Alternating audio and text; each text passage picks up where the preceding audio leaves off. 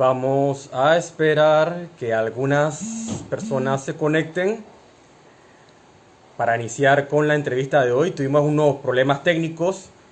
Esta es nuestra serie Van 2. A ver si logramos contactar y conectar con el profesor René Bracho. ¿Qué tal, Serena? Un gusto. Vamos a esperar que algunas personas se conecten. Efectivamente, Rita, parece que la señal está haciendo de las suyas. Ojalá que René logre tener una buena conexión para llevar a cabo de manera perfecta y productiva la reunión de hoy.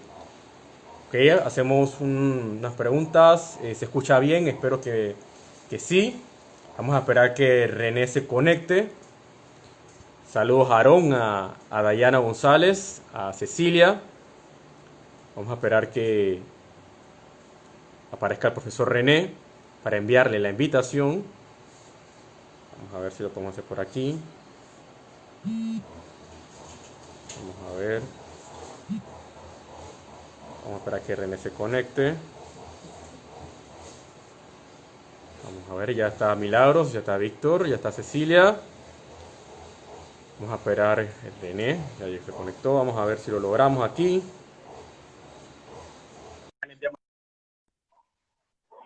¿Qué tal, René? ¿Se escucha bien? ¿Qué tal, Ismael? Saludos. Qué bien, qué bien, qué bien. Vale, bastante. Hemos tenido una serie de problemas técnicos, pero bueno, creo que así, este es el segundo intento, así que vamos a ver cómo nos va. Estamos conversando un poquito, René, de que hoy es un día importante, primero conmemorando la etnia negra, más de 500 años de resistencia, de lucha, de identidad y cultura afrodescendiente, que la última coyuntura en esta semana nos recuerda a través de George Floyd, de que la lucha por la igualdad y en contra del racismo todavía es una lucha pendiente, y recordando esa frase de Martin Luther King, que hay que seguir luchando hasta que la igualdad, la libertad, la fraternidad nos caiga como torrente. Igual, es un día histórico para la economía y para lo que es el tema espacial, porque hoy fue lanzado el primer cohete privado, el SpaceX, y esto es un acontecimiento para la humanidad de lo que futuramente viene, que tal vez sea la conquista del espacio, ¿no? René, aquí te convocamos por parte de Plataforma 507 para conversar un poco de políticas económicas anticrisis y la tasa de interés del FED. Es un tema muy importante y relevante, ya que automáticamente que el gobierno nacional declaró el levantamiento de la cuarentena, obviamente que las dudas que nacen entre panameños y panameñas es qué sigue, cómo reactivamos la economía y qué pasa con los temas de moratoria, con los temas de los compromisos bancarios, qué ocurre con el tema de las personas con trabajo suspendido, qué ocurre con la economía a nivel macroeconómico y microeconómico, y es por eso que te tenemos aquí. ¿Qué tal, René? Espero que estés bien, y por parte de nosotros totalmente agradecido de que nos acompañes en la plataforma de Contacto 507. Sí, saludos a Contacto 507, un nuevo espacio de comunicación alternativa, ¿verdad? Siempre con temas de interés. Yo soy también seguidor de Contacto 507 y nos gusta, ¿verdad?, darle continuidad y seguimiento a cada uno de los temas que han venido planteando. Mucha relevancia para el país, ¿verdad? Sí, muchas gracias, René. Yo creo que a pesar de los problemas técnicos que tuvimos en el anterior, vamos a iniciar a todo motor con las preguntas, ¿no? Profesor René Bracho, ya vamos a 60 días de cuarentena, vamos a 90 días desde que se diagnosticó el primer contagiado o infectado con COVID-19. El gobierno declaró el estado de emergencia y una serie de medidas sanitarias, de movilidad y económica. Pienso que al principio esas medidas sanitarias gozaron de una cierta legitimidad, igual las medidas de movilidad, hasta que llegamos al punto del debate y árido, que son las medidas económicas, que creo que genera bastante escozor, alergia y ampollas a la sociedad panameña. ¿Cuál es tu parecer de estas medidas económicas frente al cuestionamiento que tienen distintos sectores laborales y productivos frente a estas medidas económicas? Bueno, lo primero es que hay que tomar en cuenta que la recesión que está en curso en este momento en el país y también en el mundo, evidentemente no es producto de razones estrictamente económicas, sino que es producto de lo que se llama un shock externo proveniente de una pandemia. Entonces, ese es un primer elemento. Claro, hay algunos especialistas que plantean o que hablan de la crisis estructural del sistema, pero yo soy más dado a hablar en términos técnicos y en ese sentido, pues lo que tenemos realmente en este momento es lo que se conoce como recesión. Cuando tenemos una recesión es porque vamos a tener, se espera 6 meses de contracción económica, donde no hay crecimiento del Producto Interno Bruto, y en ese sentido podemos hablar técnicamente de lo que es una recesión. Entonces, ese diagnóstico pues es producido por esta coyuntura especial, ¿verdad?, de una pandemia y una epidemia que ha afectado de forma contundente a todos los países y economías del mundo. En el caso panameño, partiendo de ese contexto, yo puedo decir que gran parte de las medidas que nosotros en este país se están tomando por parte de los diseñadores de la política económica, chocan con una realidad concreta, que es que, por un lado, desde el punto de vista macroeconómico, ya veníamos con una desaceleración de la economía, que no es una recesión, sino que veníamos con una desaceleración, es decir, el país estaba creciendo a un ritmo económico más lento en comparación con otros periodos, como el 2011, por ejemplo, donde alcanzamos un alto nivel de crecimiento y de boom macroeconómico. Y esta desaceleración ya había llevado el desempleo a una alta tasa de 7.1%, que es la tasa de desempleo más alta en los últimos 10 años. Y en tal sentido, ya eso generaba ese alto nivel de desempleo, generaba un nivel de estrés y de crisis social. Yo puedo hablar de la crisis social más que de una crisis económica, porque lo que teníamos era una desaceleración. Seguíamos creciendo, pero a un ritmo más bajo. Entonces, esa crisis social también se expresa en problemas de calidad en la educación pública, problemas de calidad en la salud, y que son temas que hay que ir resolviendo como país para poder mejorar la calidad de vida de nuestra sociedad, ¿no? Entonces, creo que el contexto o lo que agrava o lo que genera ese nivel de estrés social es que precisamente ha coincidido esta recesión provocada por la pandemia con un nivel de crisis social que se ha venido desarrollando históricamente en el país de la posinvasión, y un nivel de desaceleración de la economía que venía registrándose desde el año 2014 aproximadamente. René, hablando un poquito de fondo de esas medidas económicas que ha tomado el gobierno aproximadamente por estos 3 meses, vamos a hablar de bonos solidarios, bolsas de comida, vale digital, moratorias un poco confusas en servicios públicos, moratorias en la capital de las obligaciones bancarias, más no en los intereses, flexibilización de pagos tributarios y moratoria en el pago de la cuota obrero patronal. ¿A ti te parece, desde tu óptica de economista, que han sido medidas suficientes o definitivamente que el gobierno ha quedado una tarea pendiente en satisfacer una de estas medidas económicas que deberían apalear la situación, pero sin embargo pues vemos situaciones como cierres en residencias, vemos al sector laboral todavía con contratos suspendidos y que posiblemente el 60% de esos contratos suspendidos no retornen a la fuerza productiva? ¿Cuál es tu parecer y comentario y criterio sobre esto?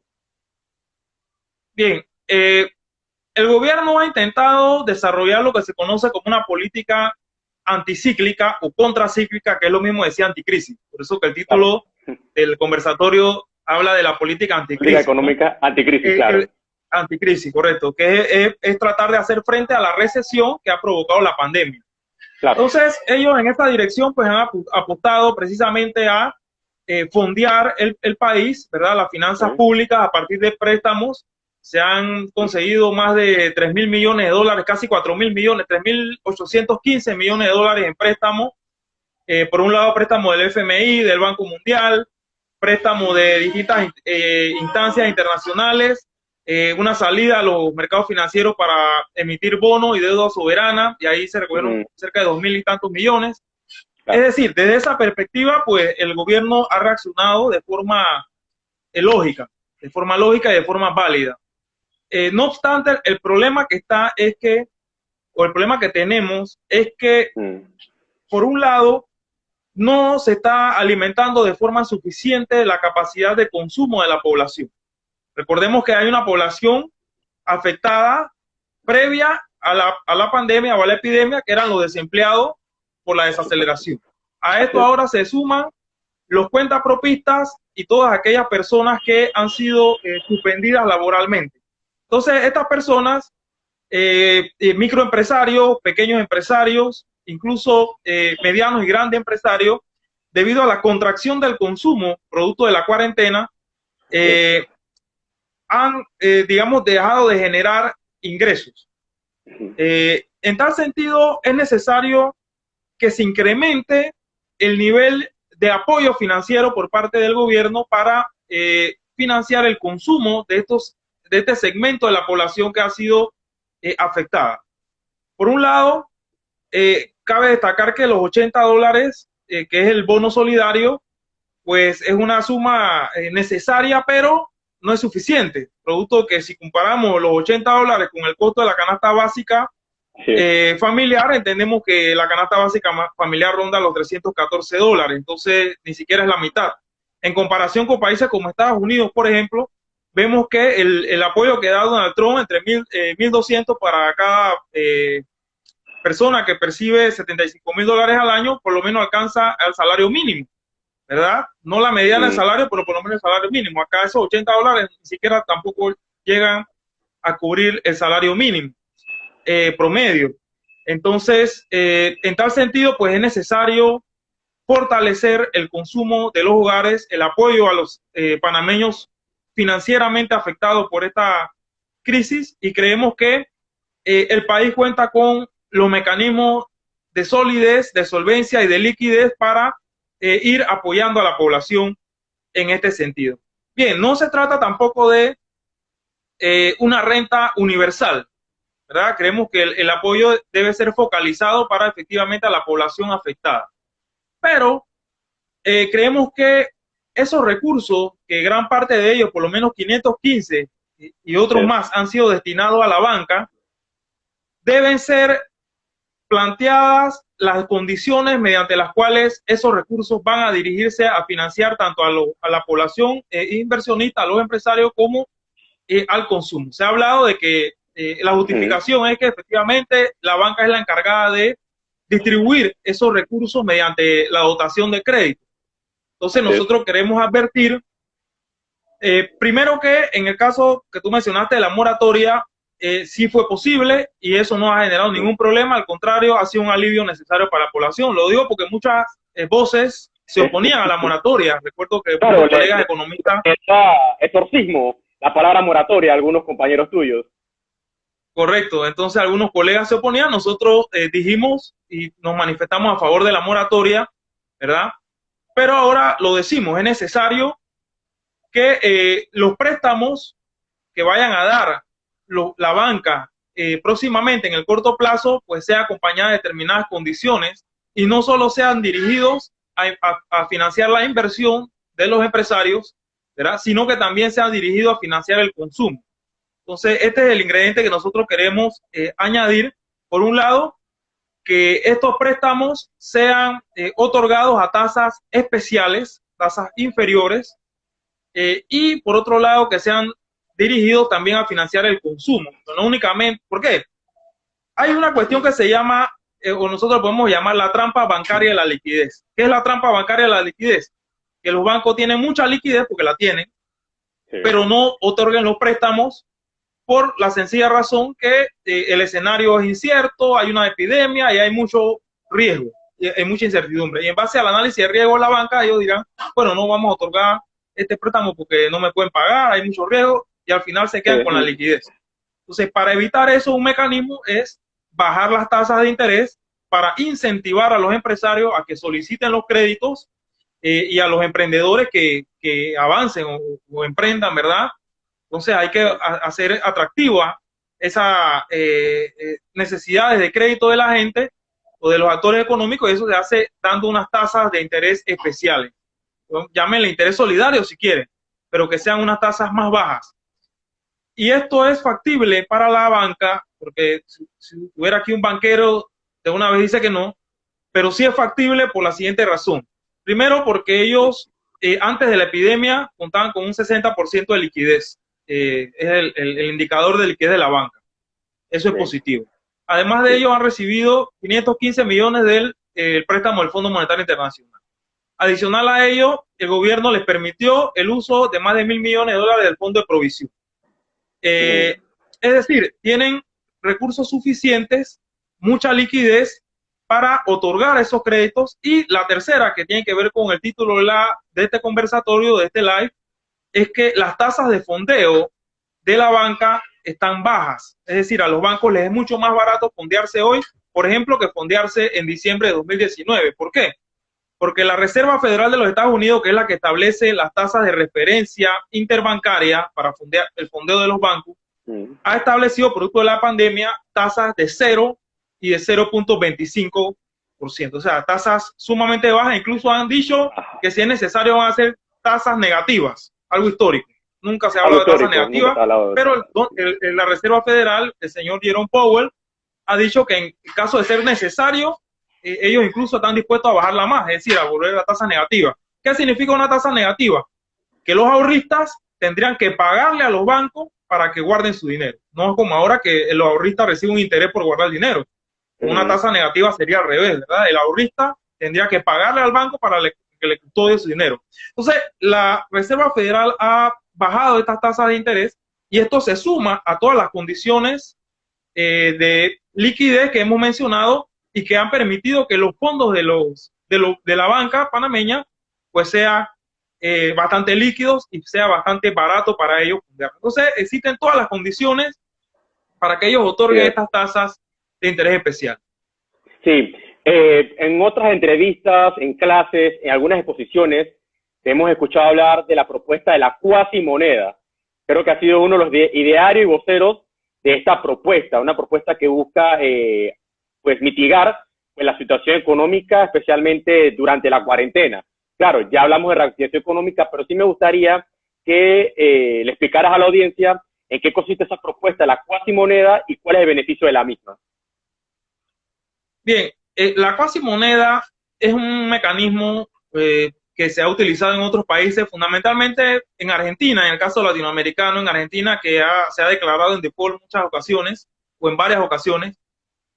Y cuando un país está en capacidad, en nula capacidad de hacer frente a sus compromisos financieros y de pagos, entonces el Estado o el país utiliza esa capacidad que tienen los estados de emitir moneda.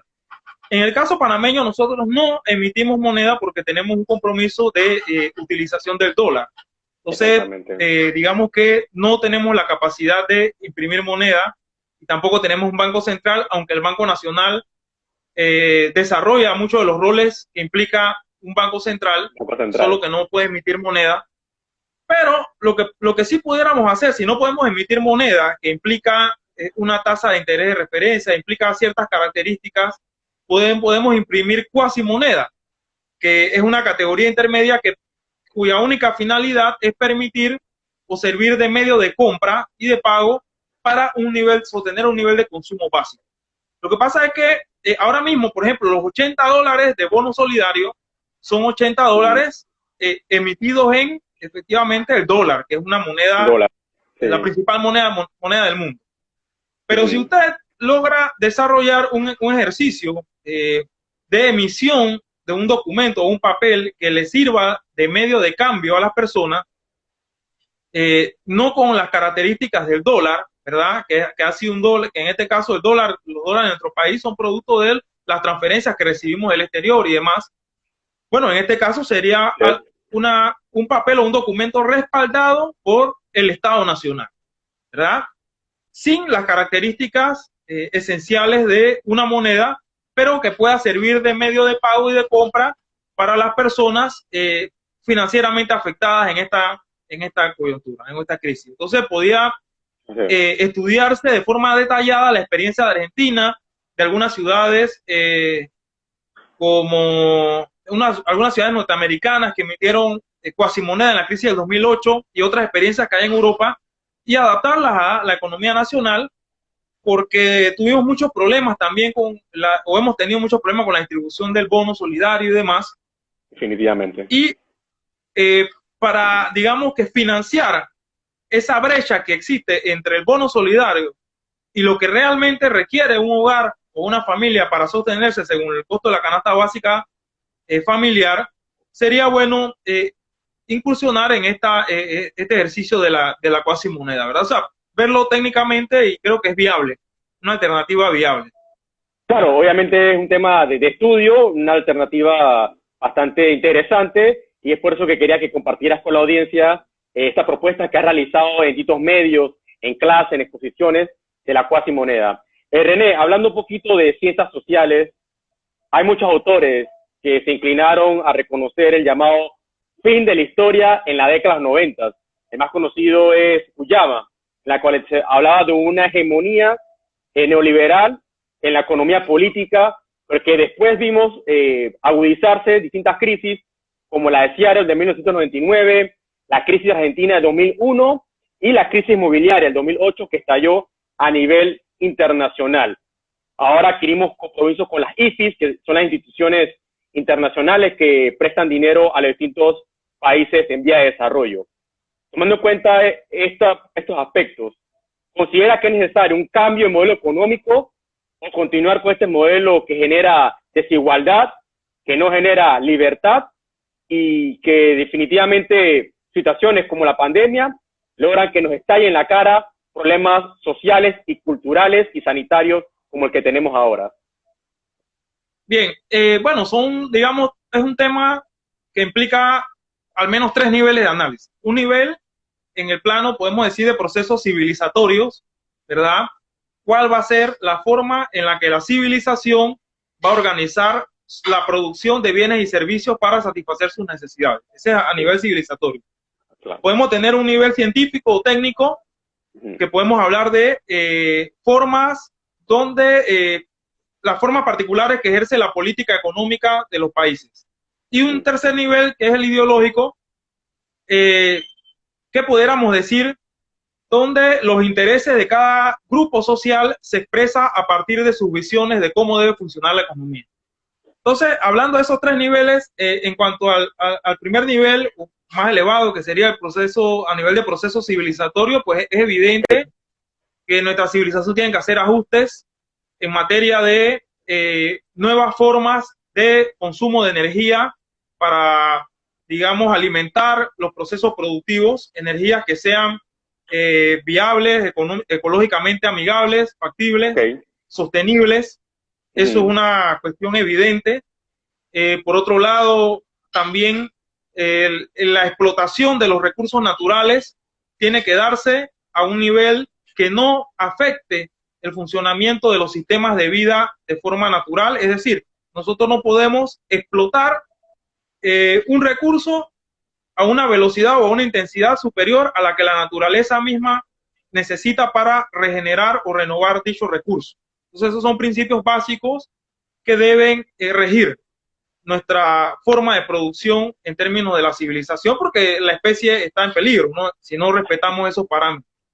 Pero, bueno, a nivel entonces, digamos, científico y técnico, podemos decir que lo que realmente existe en el mundo, una vez la caída de la Unión Soviética, es que coexisten modelos que combinan, por un lado, la planificación central, como el caso de China, Vietnam, Corea del Norte, Cuba y otras naciones en el mundo, que ensayan modelos en la cual existe un alto nivel de planificación de la actividad económica a partir de la política económica que impulsan los estados, basado en un control sólido del poder político, claro, que no está en manos del poder económico. Esta es la diferencia.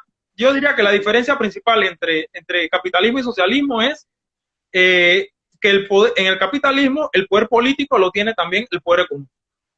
Es decir, los grandes empresarios son los que controlan el poder político. En el socialismo, la diferencia es que los empresarios pueden tener poder económico, como en el caso de China, que hay grandes empresarios multimillonarios, pero ellos no tienen el control del poder político que lo ejerce, en este caso, un cuerpo político que es el partido oficialista, ¿verdad?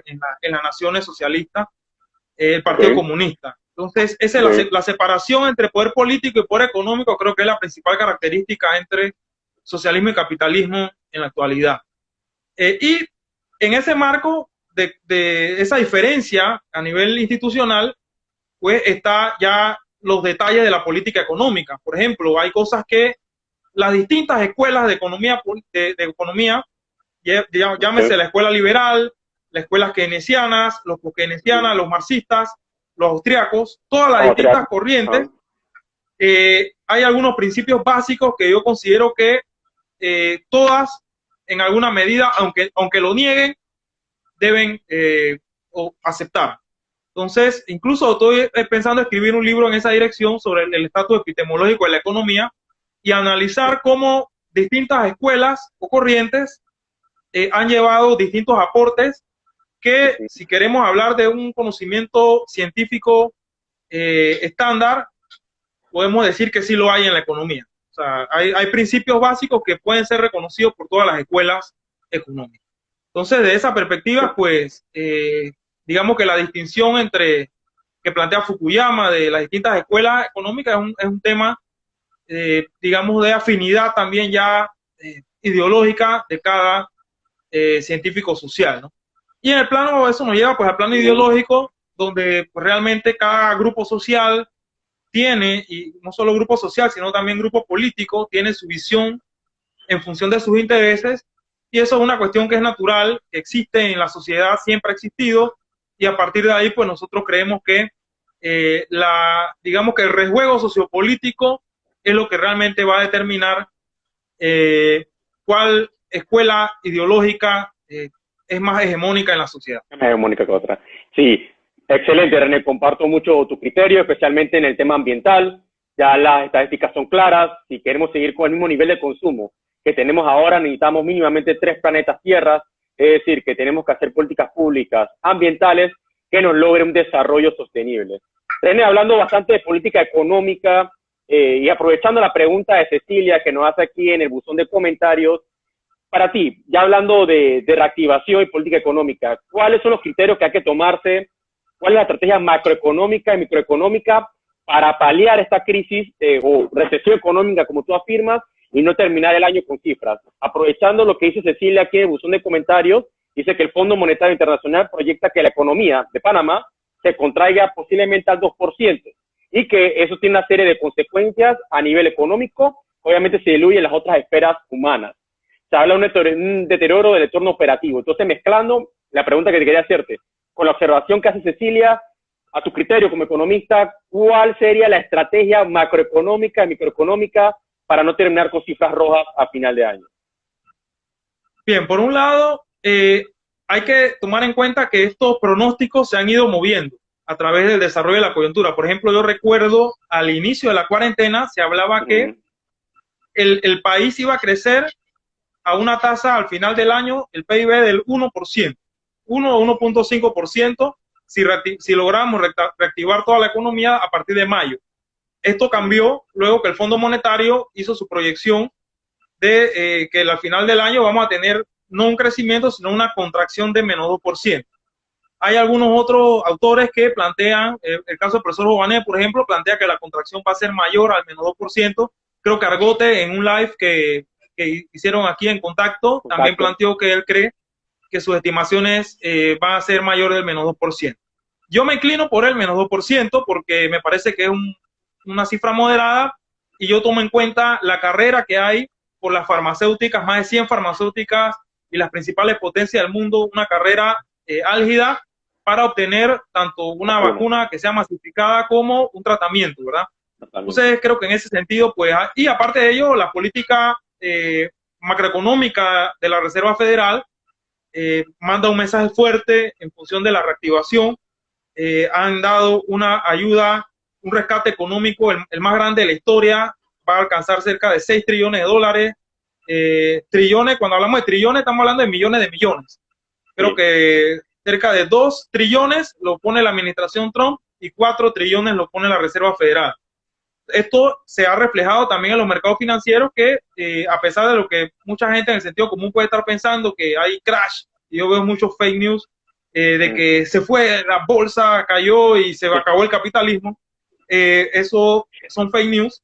Yo le doy seguimiento a los mercados financieros y tenemos un mercado financiero en Wall Street, por ejemplo, con altas cotizaciones de empresas, desde mi punto de vista, sobrevaluadas, ¿verdad? Son caras, ahora mismo muchas acciones, pero precisamente eso se debe a las bajas tasas de interés de la Reserva Federal, a las ayudas o al rescate económico trillonario que ha tirado los Estados Unidos, que ellos sí tienen la capacidad de imprimir dinero como lo hacen. Claro. Y eso, digamos que hay que tenerlo en cuenta, ¿verdad?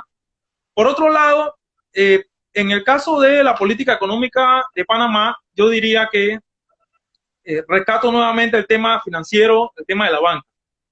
Hay que apoyar tanto mire, lo que pasa es que si uno quiere reactivar una economía, la reactivación de la economía implica mover algunas variables. Esas variables generalmente son consumo, la variable inversión o la variable exportaciones netas. En el caso panameño, la variable que más pesa en la economía es el consumo.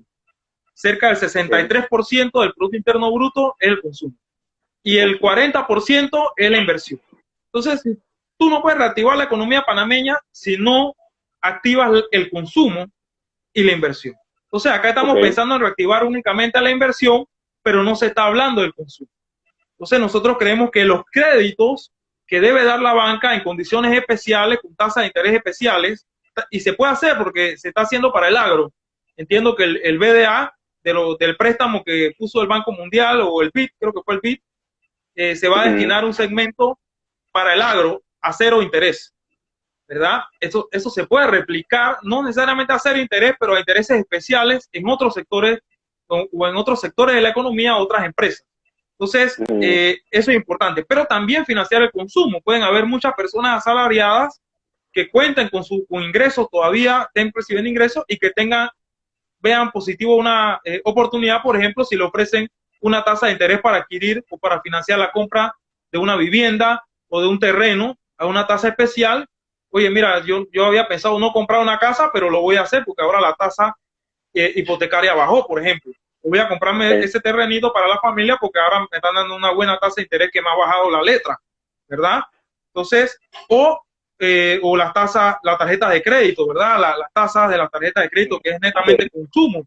No se habla de eso. Es decir, la banca tiene fondos de costeo, costo de costeo de fondos mucho más bajos, pero eso no se está trasladando a los consumidores y debe hacerse en este momento desde nuestra óptica porque existen las condiciones para hacerlo, por lo que mencioné hace un momento de la alta liquidez de la banca panameña y las tasas bajas de la Reserva Federal. Entonces, es necesario hacerlo, financiar no solamente la inversión, sino también el consumo. Y creo que de esa perspectiva, pues la banca puede entonces realmente contribuir a complementar lo que el gobierno central está tratando de hacer a partir del bono solidario y otras iniciativas que han tratado de implementar. Entonces, creo que la mejor garantía que tenemos como país para que la política económica anticrisis, anticíclica, contracíclica que ha planteado el gobierno sea realmente eficaz y se alcance el objetivo de contener la recesión que ha provocado la pandemia, es que precisamente las condiciones en las que la banca va a dar esos créditos sean discutidas de forma progresista y democrática y se plantea en concreto tasas especiales para la población. Hay que hacer una especie de un movimiento como el que se hizo con la moratoria, ¿verdad? Donde la ciudadanía, algunos diputados valientes se atrevieron a respaldar esta iniciativa de la moratoria y plantearlo. Tasas de interés especial tanto para la inversión como para el consumo. Porque aquellas personas que quizás no estén dispuestas a invertir, que no sean empresarios, que no inviertan, pero que quieren consumir una hipoteca, consumir en términos personales y necesitan un crédito para ir, tienen la capacidad de pago y les gustaría hacerlo con una tasa de interés más baja, hay que promover eso porque eso beneficia la reactivación de la economía. Sí, hablando bastante de los lugares donde hay que dirigir la estrategia de la reactivación económica, René, en distintas entrevistas yo te he escuchado y también nuestro equipo de contacto de la importancia de invertir en obras públicas y privadas, así como enfocarnos en el tema del consumo, ¿no? Pero ¿qué hacemos con otros sectores de la economía como el turismo, como el agro, que acabas de afirmar que hace unos días atrás van a establecer una serie de tasas de interés más bajas, pero ¿qué hacemos con otros sectores como turismo, como pesca, como transporte, como las economías naranjas? ¿Qué hacemos con el tema? Ajá. Entonces, son sectores que por lo general, históricamente, la política económica la ha dejado a un lado, ¿no? La ha ignorado y parece que se va a agudizar posterior al levantamiento de la cuarentena. Entonces, hemos tenido un modelo economista que busca reactivar la economía, efectivamente, pero desde su óptica o naturaleza transitista, ya sea en la metrópolis y nada más en las zonas francas. ¿Qué ocurre con las provincias de comarcas? Entonces, desde su perspectiva como economista, ¿cómo enfrentar este desarrollo desigual frente a otros sectores como turismo, como transporte, como el agro en cierta medida, a pesar de que viene una interesante política económica para paliar la situación del COVID-19? Sí, esa pregunta es muy interesante porque siempre se habla de cambiar el modelo económico, ¿verdad? Y a veces no se aterriza en concreto a qué se refiere con cambiar el modelo económico. Cuando se habla de cambiar el modelo económico en economía, se habla precisamente de modificar la ponderación o el peso que tiene cada rama de la actividad económica en el peso del Producto Interno Bruto. Las ramas son sector primario, ¿verdad? Que es agricultura, ganadería, sector secundario, que es industria, sector terciario, que es servicios. Algunos autores ahora incluyen un sector, un cuarto sector, que es el sector de la tecnología o la alta tecnología, ¿verdad? Que incluye inteligencia artificial, generación de alta tecnología. Bien, entonces, en el caso de Panamá se habla mucho del transitismo. El transitismo quiere decir que nuestro modelo de crecimiento tiene una alta propensión a desarrollar el sector servicios, específicamente el transporte y servicios financieros. El llamado transitismo, algunos autores como el doctor Guillermo Castro han planteado que el transitismo realmente comenzó a funcionar desde la conquista española. Él plantea que siempre Panamá ha sido un país que ha podido conectar eficazmente el Atlántico y el Pacífico, el Caribe y el Pacífico. Entonces, claro, los indígenas tenían, los pueblos originarios, pues antes de que llegaran los españoles, había cerca de 5 rutas que conectaban el Atlántico con el Pacífico. Y eso permitía que toda la geografía nacional, los 75.517 kilómetros del país, digamos que se beneficiaran de cada una de esas 5 rutas.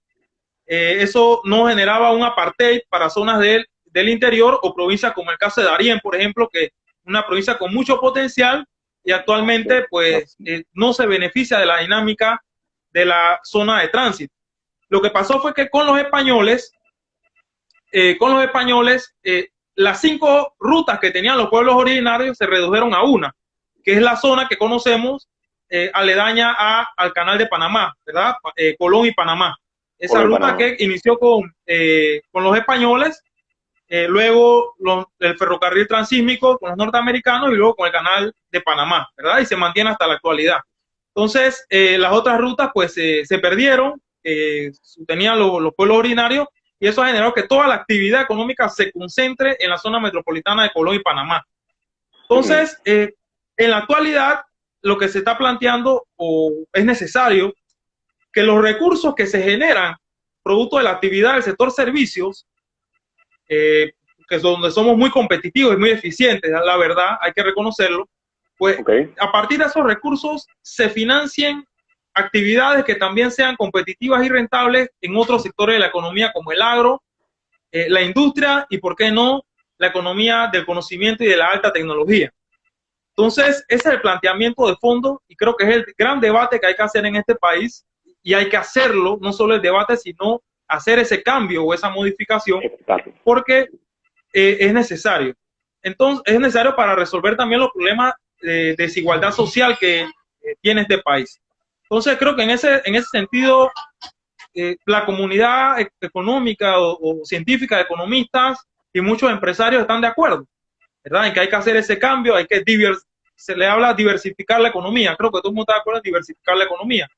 El problema donde no se precisa o no se aterriza es a la hora de cómo vamos a redistribuir excedentes de un sector para financiar actividades del sector primario, secundario y tecnología de conocimiento. Entonces, ese es el planteamiento que hay que hacer. Pienso yo que también eso lleva un ingrediente microeconómico de capacidad empresarial. Panamá, nuestro país, es uno de los países con una amplia biodiversidad y en ese sentido, pues, no es lógico, con esa gran diversidad de recursos que tenemos, que nosotros no hayamos podido desarrollar mayor competitividad en agroindustria y en, digamos que, producción de nuevas energías renovables y demás. Así es.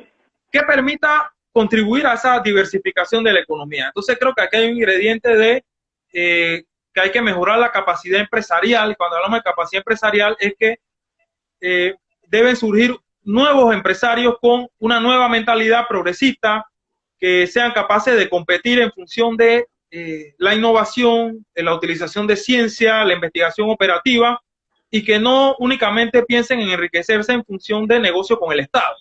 Creo que ese modelo es un modelo retrógrado, un modelo que habla muy mal de la capacidad empresarial de nuestros líderes económicos. El empresario, no hay que tener un tabú con el empresario. El empresario es un organizador de la producción. Un organizador de la producción, y creo que así hay que entender al empresario, como un organizador de la producción. Todos los países del mundo, tanto socialistas como capitalistas, requieren de organizadores de la producción. Entonces, basta con revisar tanto la historia económica contemporánea como el presente y nos vamos a dar cuenta que es necesario gente especializada en organizar la producción. Lógicamente, esa gente especializada en organizar la producción, pues va a recibir una remuneración por ello. Entonces, eso son realidades prácticas de la economía, de la ciencia económica, y en nuestro país creemos que hay que llegar a un acuerdo para diversificar la economía en el ámbito macroeconómico y en el ámbito microeconómico impulsar la formación y educación de nuevos empresarios, una nueva generación de empresarios, de emprendedores que sean innovadores, que comprendan la necesidad de una producción sostenible, donde se armonice tanto el medio ambiente como las personas, y también se desarrolle competitividad a partir de la investigación, de la ciencia, la tecnología, la alianza con las universidades.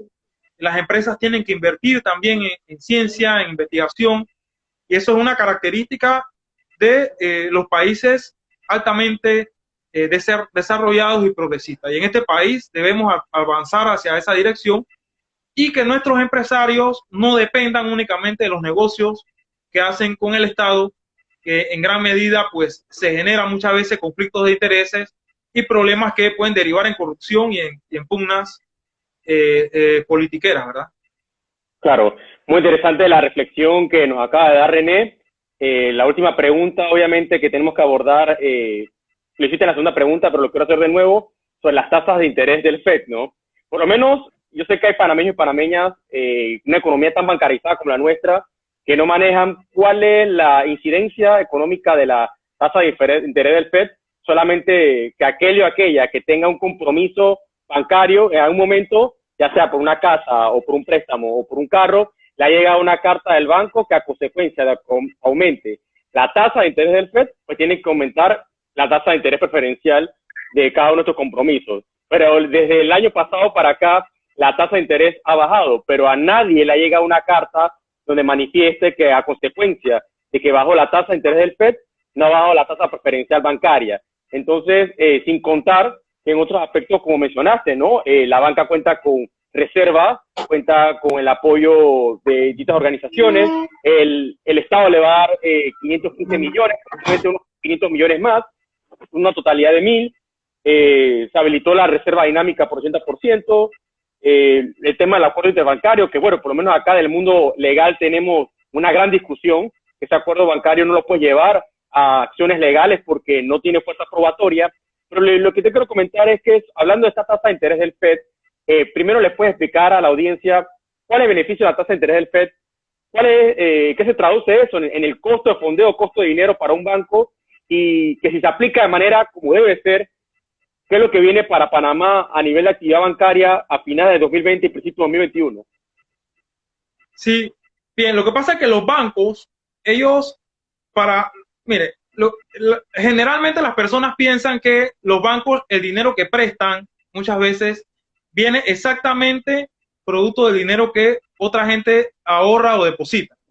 Resulta que realmente no opera tanto así. Realmente los bancos, digamos que el dinero que ellos prestan solo si acaso el 10% o un porcentaje parecido corresponde o se deriva de el ahorro de los depositantes. Gran parte de lo que la banca realmente presta es dinero en alguna medida creado por ellos, desde el punto de vista, o sea, mediante maniobras contables. Entonces, esa es una realidad. Lo que pasa es que no todo el mundo saca su dinero, los ahorristas, pues los ahorristas no sacan su dinero todo el mundo a la vez. Lo sacan, hoy un empresario necesita buscar algo del banco, lo saca, un consumidor también lo saca, pero los otros mantienen el dinero en el banco. Entonces, el banco lo que hace con estos recursos es que ellos, como no le tienen que dar la plata a todos sus depositantes a la vez, solo le pagan los intereses. Ellos cuando tienen que hacer determinados pagos y egresos y necesitan liquidez para hacerlo, ellos pueden hacer uso de distintas transacciones entre bancos. Si hoy yo tengo que pagar, o si hoy yo soy un banco y necesito pagar, desembolsar 30 millones, pero tu banco hoy tiene un exceso de liquidez de 30 millones, entonces mi banco le pide al tuyo esos 30 millones, oye, tú préstame 30 millones y te lo pago pasado mañana. Entonces, eso se llama mercado interbancario. Entonces, eso se hace todos los días. Todos los días, los bancos en la noche, sobre todo en la noche, se hacen esas operaciones. Al final del día, los bancos se prestan entre ellos, ¿verdad? Porque ellos saben qué compromisos o qué pagos deben desarrollar al día siguiente. Entonces, la tasa que define los préstamos entre bancos, que se llama la tasa de mercado interbancario, esa tasa es la que la define la Reserva Federal de los Estados Unidos. Entonces, cuando se habla de ese 0% o 0.25% de la tasa de la Fed, se está hablando de la tasa de mercado interbancario, que es la tasa en la que usan los bancos de referencia para prestarse entre ellos, ¿verdad? Para fondear su liquidez, para hacer frente a compromisos o pagos que tengan que hacer en el corto plazo, ¿verdad? Un día, 2 días, una semana, etc. Entonces, este costo de fondeo que es muy importante para los bancos porque es su día a día, ¿verdad? Son los compromisos que día a día ellos tienen que hacer. Ese costo está en 0% y en 0.25.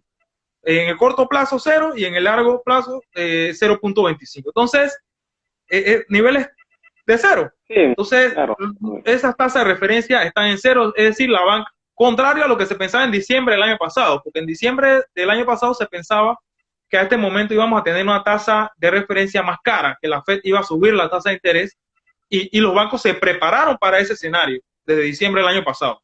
Pero ha pasado todo lo contrario y ahora tienen bastante liquidez. Entonces, tanto así que ellos ya tenían 60% de liquidez antes de la epidemia. Entonces, ahora tienen más liquidez, préstamos del FMI, le liberaron el fondo de provisión, etcétera, y la tasa de 0. Entonces, realmente hay condiciones para que ellos otorguen los créditos, tanto para inversión como para consumo, a tasas especiales. Entonces, esta es la dinámica de la tasa de la Reserva Federal, ¿verdad? Que ellos establecen la tasa de referencia con la que utilizan los bancos para prestarse entre ellos. Y esta situación, por esa tasa de referencia que utilizan los bancos para prestarse entre ellos, sirve a su vez de referencia para los otros mercados financieros, que es el mercado de bonos, el mercado de acciones y los mercados de derivados. Porque al final todo sirve de referencia. Y el mercado de divisas. Entonces, por eso que esa tasa es muy importante, porque determina cuál es el costo de los bancos para prestarse plata entre ellos y determina una tasa para compararse a los otros mercados financieros. Ok, no, y muy interesante la respuesta que nos acabas de dar. Realmente ya no hay más preguntas que realizar. Creo que tampoco aquí en la audiencia. Todo ha sido bastante perfecto. Realmente, profesor y economista René Bracho, quisiera que te dijeras una última vez a la audiencia qué reflexión nos puedes dar, positiva, optimista o negativa, ¿por qué no?, del tema de la reactivación económica y qué podemos esperar del sector bancario en los próximos meses. Bueno, lo primero es que la reactivación económica se va a hacer con COVID, es decir, en medio de la epidemia. Eso es importante tenerlo en cuenta porque a veces se menciona o se habla de reactivación post-COVID, como si ya no hubiera epidemia. Y eso es falso porque mientras no exista una vacuna y un tratamiento masificado, todavía estamos en una situación de epidemia. Entonces, A partir de ello, es importante tener eso en cuenta para que, desde el punto de vista individual y personal, no relajemos las medidas de prevención y de bioseguridad desde el punto de vista personal. Claro, hay una situación de riesgo laboral y profesional porque ahora el uso de mascarilla y todo lo que implique costos de limpieza y de sanidad, pues es un costo también para los trabajadores. Entonces, eso implica un problema que no se ha discutido bien. Pero en medio de todas esas circunstancias, pues tratar de cumplir con mucha rigurosidad, pues estas medidas de cuidado por el bien no solo de cada persona, sino también de su familia y de todo el país. Eso por un lado. Por otro, bueno, hay que hacer un movimiento ciudadano para llevar a la banca a que debata en qué condiciones van a otorgar o deben otorgar esos préstamos en el corto plazo, tasas de interés especiales, ¿verdad? Para los empresarios y para los consumidores, es nuestra propuesta. Y por otro lado, pues valorar cómo se puede efectuar que el segmento de la población financieramente afectada por esta epidemia, pues pueda ayudársele para sostener su consumo y evitar mayor tensión y estrés social.